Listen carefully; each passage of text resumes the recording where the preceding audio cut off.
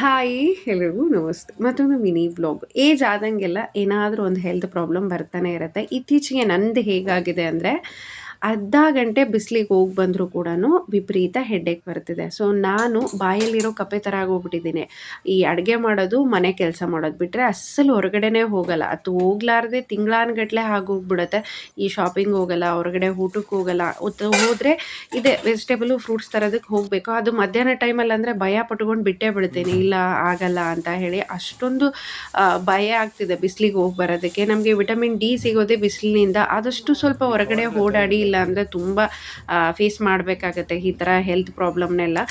ಹಾಗಾಗಿ ಅವಾಗವಾಗ ಏನಾದರೂ ತಿನ್ನೋದಕ್ಕಂತನೋ ತರೋದಕ್ಕಂತನೋ ಹೋಗೋದು ತುಂಬ ಒಳ್ಳೆಯದು. ಇನ್ನು ಫ್ರೂಟ್ಸ್ ತೊಗೊಂಡು ಬಂದಿರೋದನ್ನೆಲ್ಲ ಸ್ವಲ್ಪ ಉಪ್ಪು ಮತ್ತು ಸೋಡಾ ಪುಡಿ ಹಾಕಿ ತೊಳೆದು ಎತ್ತಿಡ್ತಿದ್ದೀನಿ. ಇದು ಬಂದು ಬೆಸ್ಟ್ ಇಂಡೋರ್ ಪ್ಲಾಂಟ್ ಅಂತಲೇ ಹೇಳ್ಬೋದು. ಸೊ ನಿಮ್ಗೆ ಯಾರಿಗಾದರೂ ಇದ್ರ ಹೆಸರು ಗೊತ್ತಿದ್ದರೆ ಖಂಡಿತ ಕಾಮೆಂಟ್ ಮಾಡಿ. Please subscribe. Thanks for watching.